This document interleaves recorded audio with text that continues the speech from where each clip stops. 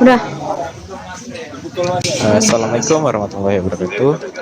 Di sini kami dari kelompok 3 ingin mempresentasikan rancangan kerja dari aplikasi kami, yaitu Reklasnya. Di sini yang akan dibahas itu adalah case diagram, activity diagram, class diagram, package diagram, component diagram, dan deployment diagram. Nah, pengenalan sedikit tentang Recyclemat, itu aplikasi digital yang dari masyarakat untuk berpartisipasi aktif dalam pengelolaan sampah yang berkelanjutan. Di sini melalui aplikasi ini dipandu bagaimana masyarakat bisa mengelola sampahnya dengan baik melalui media aplikasi. Nah, di sini ada use case diagram. Yang pertama tuh ada dua user, satu pengumpul sampah. Nah, bisa dilihat di sini ada berbagai fitur seperti login, mengikuti panduan pengelolaan sampah, melihat statistik sampah yang dikelola, melihat profil akun, berbagi aktivitas pengelolaan, distribusi sampah, dan manfaat. Dan di sisi pengelolaan sampah hampir mirip, ada login, ada rekap jumlah sampah harian, kelola distribusi sampah, melihat profil akun, berbagi aktivitas pengelolaan sampah daur ulang, dan manfaat. Nah, di sini akan dijelaskan activity diagram dari ibu rumah tangga sebagai usaha pengumpul sampah. Yang pertama itu ada fitur login, di mana dia akan mengunduh landing page, kemudian memilih role, apakah dia pengelola sampah atau pengguna umum, kemudian melakukan sign in atau singkap. Jika dia belum punya akun, maka dia akan sign up. Ketika dia sudah mempunyai akun, dia login, kemudian mengisi username dan password. Jika username dan passwordnya tidak valid, maka dia akan kembali lagi. Jika username valid, maka dia akan masuk ke dalam berhasil masuk. Yang kemudian ada panduan pengelolaan sampah. Nah, di sini dia masuk ke homepage, kemudian memilih panduan pengelolaan sampah. Di situ ada beberapa panduan seperti panduan sampah plastik, sampah logam, sampah kertas, dan sampah organik. Kemudian dia mengikuti panduan secara berurutan. Di sana ada progres yang ditampilkan. Jika progres berhasil, maka akan ditampilkan di dalam aplikasi progresnya bertambah. Jika progresnya selesai, maka user bisa mereset progresnya. Jika user tidak mereset progres, maka tampilannya akan tetap. Oke, selanjutnya activity diagram yang kedua, yaitu melihat statistik sampah yang dikelola. Di sini kita membuka menunya, kemudian memilih menu statistik, apa melihat distribusi sampah atau melihat statistik mingguan. Kemudian aplikasi akan menampilkan jumlah sampah yang dikumpulkan. Kemudian user mendapatkan informasi yang ditampilkan oleh si aplikasi. Selanjutnya itu ada activity melihat profil akun. User akan masuk ke halaman profil, aplikasi akan menampilkan halaman profil tersebut. User akan memilih apakah dia ingin mengedit profil atau tidak. Jika ingin mengedit profil, dia bisa mengubah tanggal lahir, ubah alamat, ubah telepon, dan ubah email. Kemudian data akan diubah di dalam aplikasi. Apakah data dicek apakah valid atau tidak. Jika valid, data akan terubah. Jika tidak, maka user akan mengisi ulang data tersebut. Oke, selanjutnya akan dijelaskan oleh teman saya. Baik, saya akan menjelaskan activity diagram berbagi aktivitas pengelolaan. Jadi, ibu rumah tangga membuka aplikasi Recycle Smart dan masuk ke chat komunitas daur ulang. Kemudian di dalam komunitas ia bisa melihat aktivitas orang lain atau menambahkan aktivitas baru. Jika menambahkan aktivitas, ia memasukkan informasi daur ulang dan menerima masukan dari pengguna lain. Jika ada kesalahan atau data kurang lengkap, ia menerima notifikasi revisi dari aplikasi. Sistem aplikasi akan memverifikasi kelengkapan data sebelum informasi ditampilkan. Jika valid, aktivitas akan dipublikasikan. Jika tidak valid, sistem mengirimkan notifikasi revisi.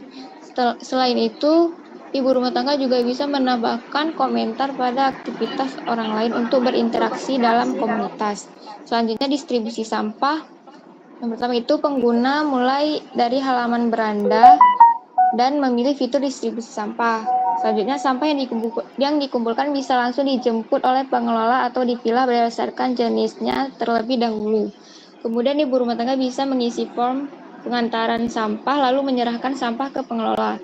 Pengelola kemudian memeriksa sampah berdasarkan form yang diisi.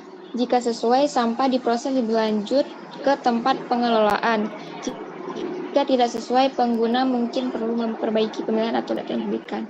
Setelah proses pengelolaan selesai, sistem memberikan reward yang masuk ke kepengurusan pengguna sebagai insentif untuk berpartisipasi dalam program daur ulang. Selanjutnya, aktivitas logout. Itu pertama, pengguna membuka halaman profil sebagai langkah awal. Kemudian pengguna menekan tombol logout. Aplikasi menampilkan notifikasi konfirmasi dan meminta pengguna untuk memastikan apakah benar ingin keluar. Jika memilih tidak, maka proses logoutnya dibatalkan. Jika memilih iya, maka aplikasi akan mengeluarkan akun dari sistem. Proses berakhir setelah sistem berhasil melakukan logout. Selanjutnya akan dijelaskan oleh teman saya. Baiklah, selanjutnya ada activity diagram dari pengelola sampah, yaitu yang pertama ada login. Pada activity ini, pengelola sampah akan disambut user atau pengelola sampah akan disambut dengan loading page yang mana terdapat tampilan logo Recycle Smart. Lalu user memilih role pengelola sampah di halaman pilih role. Lalu user bisa memilih login jika sudah memiliki akun. Jika belum, maka user bisa diminta untuk sign up terlebih dahulu, yang mana user harus memasukkan data nama email, username, dan password. Untuk login, user diminta mengumpulkan username dan password tadi, lalu klik login dan user berhasil masuk. Lalu pada rekap jumlah sampah harian, di sini menunjukkan bahwa aktivitas pengelola bank sampah adalah menggunakan aplikasi untuk melihat dan mengedit data sampah harian. Pengelola membuka halaman dashboard dan menampilkan total sampah, total pengunjung, dan total poin yang diberikan hari ini. Jika ingin melihat detail, mereka dapat menekan tombol yang menampilkan data sampah hari ini. Setelah mengecek data, pengelola memutuskan apakah akan melakukan perubahan. Jika tidak, proses berakhir. Tapi jika ingin mengedit, mereka dapat menambah atau mengurangi jumlah sampah. Aplikasi ini kemudian menyimpan perubahan dan menampilkan notifikasi sebagai konfirmasi. Next. Selanjutnya, activity diagram pada kelola distribusi sampah. Para user atau pengelola sampah masuk ke halaman distribusi sampah. Pengelola sampah dapat memilih untuk mengecek daftar distribusi, yaitu sampah yang dijemput dan sampah yang diantar oleh user. Jika ingin mengecek sampah yang dijemput, pengelola melihat form yang diberikan user, apakah syaratnya sudah terpenuhi atau tidak. Jika sudah terpenuhi, pengelola akan mengkonfirmasi untuk menjemput sampah. Jika tidak, maka pengelola akan membatalkan form penjemputan. Untuk fitur sampah yang diantar, pengelola akan mengecek sampah jika sampah sudah sampai di lokasi pengelolaan sampah. Pengelola akan mengecek apakah sampah yang sampai sama dengan yang ada di dalam form. Jika tidak, maka pengelola akan mengupdate form yang diberikan, dan jika iya, maka pengelola akan mengkonfirmasi penerimaan dan memberikan reward ke user. Lalu ada melihat profil akun. Pengelola bank sampah yang ingin melihat profil akun akan mengedit profil dapat dilakukan pada halaman profil. Ketika ingin melakukan edit profil, maka pengelola bank sampah bisa menekan teks edit profil. Kemudian sistem aplikasi akan berubah menjadi mode edit dan pengelola sampah bisa sesuka hati mengubah profilnya. Selanjutnya, setelah profil selesai diedit, sistem akan memastikan hasilnya, apakah valid atau tidak. Kalau valid, maka data akan diubah, dan jika tidak, maka data tidak diubah, dan perubahan selesai. Baiklah, selanjutnya akan disampaikan oleh teman saya.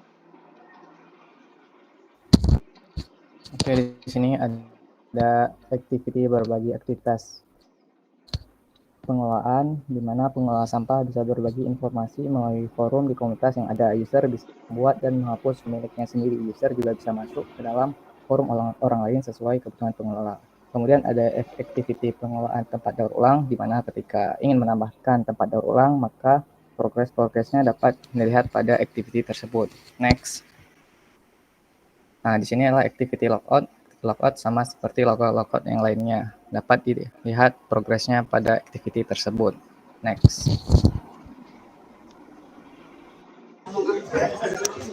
Selanjutnya itu ada class diagram. Nah, di sini ada beberapa komponen. Yang pertama itu ada user.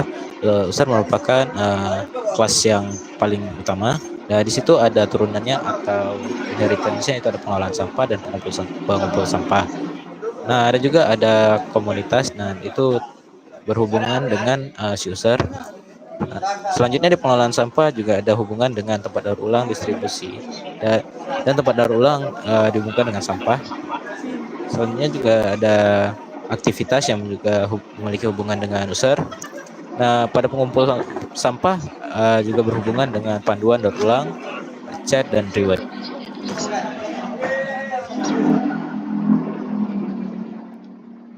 Baik, selanjutnya ada package diagram. Jadi di sini tuh dibagi jadi dua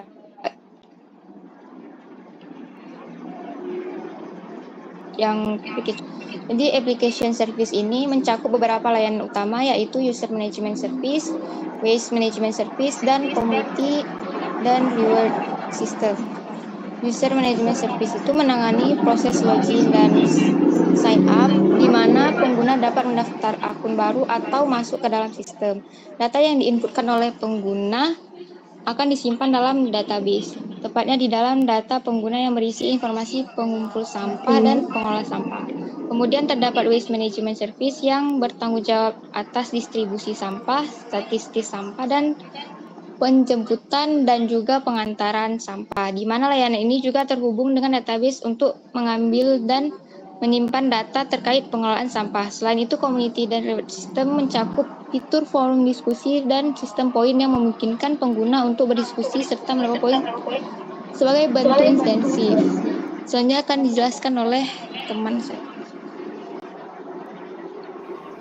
Oke, pada deployment diagram ini menggambarkan arsitektur Recycle Smart, di mana aplikasi berjalan pada mobile device dan berkomunikasi dengan backend melalui internet. Kemudian ada juga load balancer dengan Nginx, mendistribusikan permintaan ke application server, menjalankan API service, dan berinteraksi dengan database server yaitu SQL server, serta storage server untuk menyimpan file. Sistem juga terhubung ke Google Maps API untuk layanan peta dan push service untuk notifikasi. Kemudian keamanan data dijamin melalui modul security dengan enkripsi data kata sandi. Oke, next. Baiklah, selanjutnya ada komponen diagram, di mana ini menggambarkan arsitektur sistem aplikasi Recycle Smart yang terbagi menjadi dua bagian, yaitu client-side komponen dan server-side komponen. Pada sisi client terdapat sebuah mobile app yang berfungsi sebagai antarmuka utama yang digunakan oleh pengguna. Di sisi server terdapat beberapa komponen penting yang bertugas sebagai pintu masuk semua permintaan atau request yang dikirim oleh aplikasi klien melalui protokol HTTP. Kemudian ada core service yang akan bekerja sama dengan data service yang menyediakan layanan manajemen data, di mana di dalam data service terdapat komponen seperti database manager, storage, service, data processing service. Kemudian selain itu terdapat juga notification service yang mencakup push notification service dan email service yang berfungsi mengirimkan pemberitahuan kepada pengguna, baik melalui notifikasi langsung ke aplikasi maupun melalui email.